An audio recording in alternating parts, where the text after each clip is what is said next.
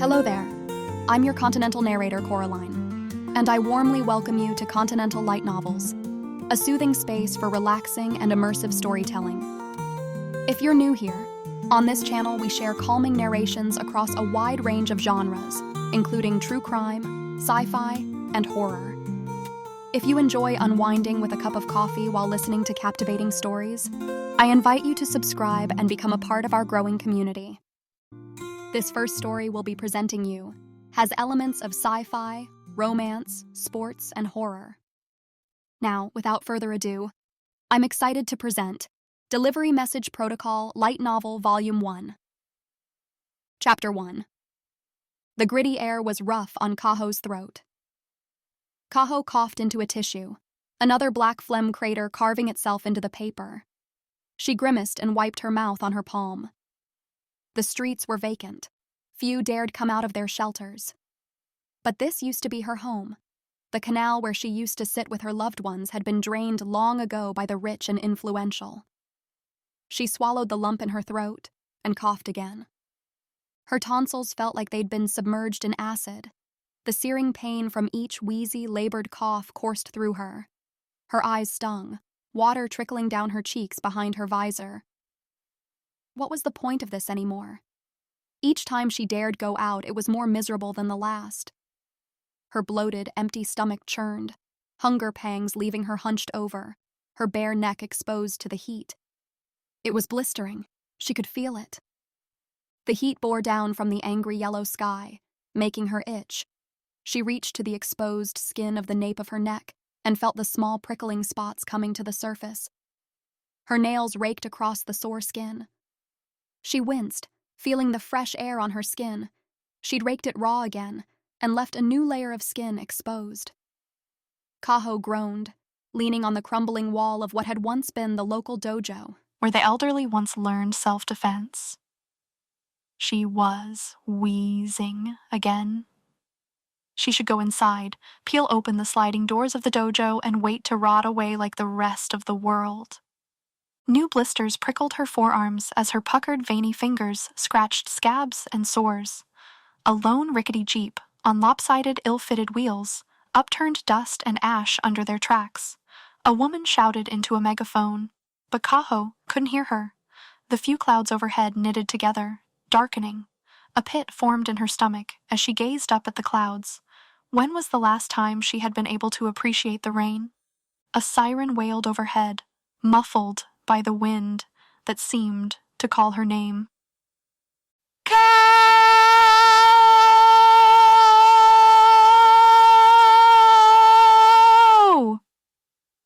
A woman's voice sang.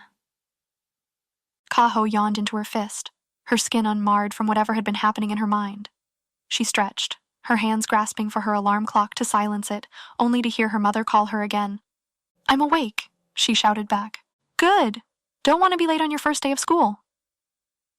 Kaho's mother replied, "Your lunch is all ready for you, lovely girl." Kaho sighed, flopping back against her pillows.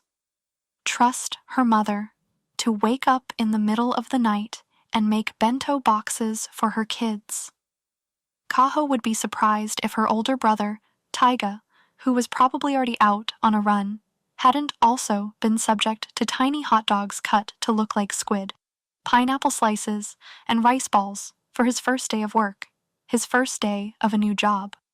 Kaho stretched her legs, but the blanket didn't move with her. Her duvet felt heavy, like it was being weighed down.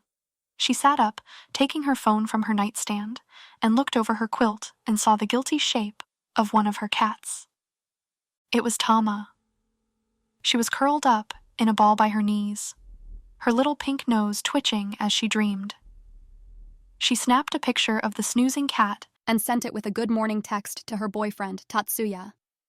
Tatsuya had already sent her a good morning text, along with a photo of his neighbor's cat prowling outside his house. Jinenji was a little monster, always scrounging for extra food and cuddles, but Tatsuya loved the little black ball of fur even if he wouldn't admit it. Love wasn't a word Tatsuya used, but she knew he felt it. He replied to her photo of Tama with a hard eyes emoji, and Kaho squealed. She picked her cat up, waking her up. She scrabbled against her pajamas, limbs flailing as she rocked her, cooing, peppering her little ginger head with kisses. "Tatsuya loves you, Tama," she sang. Tama leapt from her arms and strode from the room, tail erect as she stomped out. With Tama firmly exiled from the quilt, Kaho made her bed. She crossed her room and moved her art supplies out of harm's way. She'd been working with watercolors yesterday, and although the canvas was lacking a detailed scene, there were plenty of colors bleeding into one another. A base layer for her to sketch onto. She went to her desk and put her drawing tablet on charge. She'd fallen asleep halfway through a sketch. Again. Someone, probably Taiga, had moved it off her quilt, so she didn't crush it or crack it in her sleep. She would have to thank him later, she supposed, stretching her arms over her head and proceeding to warm up her sleep-addled muscles, another part of her life she'd adopted from her older brother. She'd always copied his morning stretches from when he was still a competing athlete. She was almost done when her mom called back up to her. "Kaho, can you jump in the shower now, please? I need to run water in a few," her mom called. "Yes, Mom!" She could hear her little sister Himiko pottering about downstairs. She pranced in the kitchen, rattling the walls like a bull in a china shop. She skipped, singing about the first day of school and playing with her friends.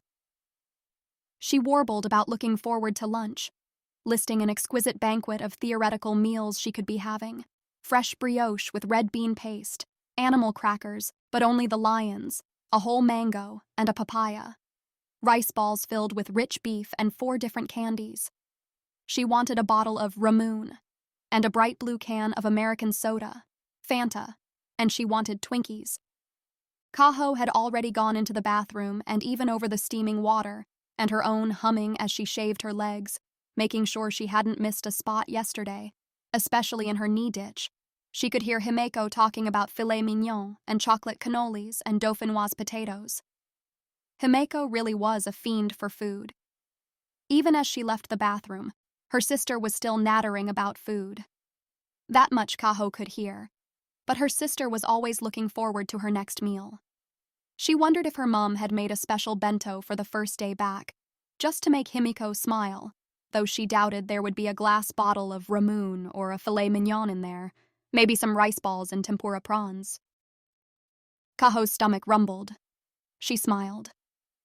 While Himiko looked just like their father, and Kaho took after their mum, the pair of them knew the way to their hearts were through their stomachs, a trait they shared with their older brother, Taiga, and their father. Kaho dressed in her school uniform and dried her hair, absent-mindedly checking her texts for anything else from Tatsuya. She frowned, pursing her lips. Nothing. No, "I hope you have a good day" text. Nothing about her first day of school at all. She sent one, a prompt, telling him to send one back. Passive-aggressively, yes, but not in a whiny, desperate girlfriend way. Kaho's stomach growled again, and she sighed, putting on her slippers and making her way downstairs, calling for her cats. There was no sign of Rana, but that wasn't uncommon. While Tama loved the home comforts of scratches under her chin whenever she wanted, Rana loved roaming the neighborhood, a regular neutered Lothario. She found Tama on the small balcony on the 2nd floor, sitting on the edge of the railings, sunning herself as the day broke over the roofs of nearby homes. She let out an involuntary yelp and snatched the cat from the edge. She scolded her cat and put her down on the patio. Tama purred, brushing her cheek against Kaho's leg before darting back into the room. Kaho glanced over the railings of the patio and sighed. There was something about the sun, this view, the way the daylight gently caressed her street each morning, that just made her insides bubble up and fizz with anticipation. Whether Tatsuya had sent her a good luck text or not, she knew today was going to be good. She stretched again, her fingers splayed outward as if she could brush the sun's hands with her own. She made a fist and put it to her chest. She didn't have time to bask in the sunlight. Not today. "Who left the patio door open? Tama could have fallen," Kaho said, scuttling down the stairs. She shook a box of treats, summoning Tama to her side. She ate a treat from her palm. "Oh, Kaho, sweet," her mum said, giving her a quick squeeze. It'll have been Taiga, before he went on his run. He was doing his workout out there. You know what boys are like. Kaho scowled. Taiga wasn't a boy. He was her stupid brother, but he was also in his 20s and had no excuse. She crossed her arms. I'll feed Tama and Rana. Let me just fetch him. Her mom nodded. Okay, love. Kaho was on her way out of the door, but beside the house was a box wrapped in brown packing tape, her name carefully printed on the label. She stopped in her tracks and picked it up. Mum, did you order something for me? Kaho asked. No? Maybe it's from your father. Kaho nodded to herself and picked up the box. It was small, maybe the size of a shoebox, and rattled with every step, like it was full of something. She hoped it hadn't been something fragile, a gift from her father who was working overseas. Her mother handed her a pair of scissors, allowing Kaho to gracefully tear through the tape and brown paper that covered the shoebox. It was a box for Jordans, but Kaho doubted her father had sent her shoes. Taiga, yes, but not her. She opened the lid and frowned. Inside was an assortment of black envelopes neatly arranged inside. In the center of each was a unique imprinted symbol of a red heart. It looked like a sticker. Individual envelopes, addressed to Kaho, each dated in the top right corner where the stamp ought to be. It's a bunch of letters, Kaho said. Her mother glanced over Kaho's shoulder, a sense of wonder crossing her face. I wonder who they could be from. Could it be from Uncle Ginza? She pondered aloud, her gaze lingering on the stack of letters. Oh, check if it says America, maybe it is your father, sending letters to tell you something. You know how your father doesn't like all that data tracking stuff? He's a proper tinfoil hatter. Anything for me? Himiko asked. From Dad? Nope, just for me, Kaho replied, taking the stairs two at a time. She stuffed the box in the foot of her wardrobe, away from her cats and their pesky claws, stuffing the first one, with today's date etched on it, in her blazer. Was it from Dad? Himiko asked. Kaho shook her head. She doubted it, but she didn't want to let Himiko down. She didn't want her thinking that he hadn't sent his youngest daughter something. Something from Tatsuya? Mum asked, offering Kaho an out. Yes! Love letters! Mushy-gushy boyfriend stuff! Kaho lied, grabbing some treats and calling out for Rana. She listened for the tinkle of the bell she'd fastened around her cat's collar. Since Tama was very much an indoor cat, she didn't wear one, but Rana liked to wander the area, so he had a little bell on his bright blue collar. She listened, straining to hear Rana. There was a bell trilling, to the right of her house, where she then saw one of the neighbors, Tamaki, cycling past. He had a few papers left to deliver, including hers.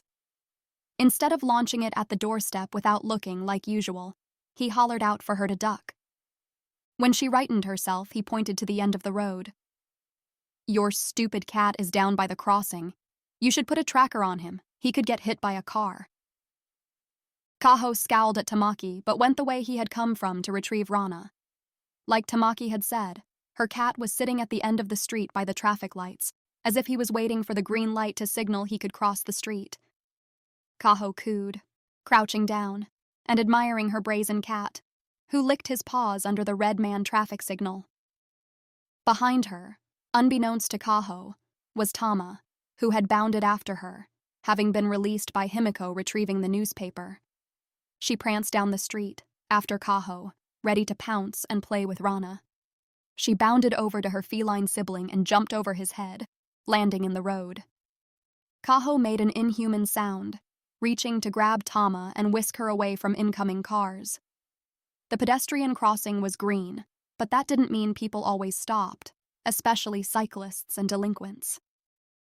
Tama skittered off the road, just as a cramp seized Kaho's foot.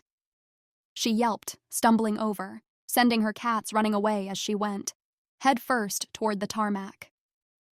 But she didn't hit the road. Someone had grabbed her wrist. From the ferocity of the grip, she assumed it was her mother, or Taiga on his way home from his run. But it wasn't either of them. It was a boy, with brown eyes like molten bronze and sharp cheekbones. His dark curly hair was mostly concealed beneath a motorcycle helmet, a jacket concealing his shirt. He was beautiful, like he'd been pulled straight from a magazine. Before she could speak, he yanked her out of harm's way with a strength that made her wince. A cyclist whizzed by just as he pulled her to safety, barely missing her by inches as it sped off into the bustling traffic. Kaho's eyes widened, her heart racing as she realized just how close she had come to getting hit. She gawked at the stranger. Kaho stared up at him, wide-eyed, her pulse still hammering from the near collision. Her brain struggled to catch up with the moment, and all she could do was nod mutely. The warmth of his hand on her wrist, the intensity of his gaze, and the sheer gravity of what had just happened left her frozen in place. "Can you watch where you're going?" he snapped, his brows knitting together as his sharp gaze bore into her. Kaho blinked, stunned, her wide eyes welling with tears of shock. I didn't," she stammered, her throat tightening with the lump that was quickly forming. She hadn't meant to cause such trouble. Her foot cramped, the cat started off, and now this. Kaho looked up at him, eyes wide, welling with shocked, startled tears. "You..." His voice softened for just a moment, and something unreadable crossed his features. "You could have gotten yourself killed. What were you thinking?" His anger returned swiftly, and he scowled as he released her wrist. Kaho was taken aback by his tone. I'm sorry," she stammered, the words tumbling out. "I didn't mean to." "Next time don't be so reckless," he muttered, releasing her and stepping back. His eyes darted to the cats now safely off the road, then back to Kaho. "It's a good thing that I was passing when I was," he said, scowling. Without another word, he turned away and walked briskly toward a nearby car, the sound of the engine revving to life. Kaho, still dazed, stood frozen on the sidewalk. She wanted to say something, anything, but before she could, the car pulled away, merging with the rest of the traffic and disappearing from sight. "And you're Kaho said. He might have looked like a model, but he certainly didn't seem to be a model citizen. She stomped her foot on the pavement, watching the cars pass her by. The boy was long gone. Kaho's eyes stung with unshed tears. She swallowed the lump forming in her throat. She bit her lip. Stupid cats. Maybe stupid Tamaki was right. Stupid smug Tamaki with his stupid smug face. She dug her nails into her palms and made her way home. Both Rana and Tama were happily munching on their breakfast when Kaho came back inside. Her mum raised an eyebrow at her. "You okay?" Kaho's breath hitched. She nodded, stubbornly clamping her eyes closed. "Just a bit shocked. I tripped at the crossing. I'm fine." Kaho brushed past her mother and made herself a glass of water, knocking it back, uncaring how a stray bead of water trickled down her chin. She took a few shaky breaths and clapped her hands together. "Right," she said. "Today is going to be a great day." Maybe if she said it enough times she would believe it, because after that incident at the crossing and the ire of stupid Tamaki, Kaho wasn't sure it was going to be a great day after all.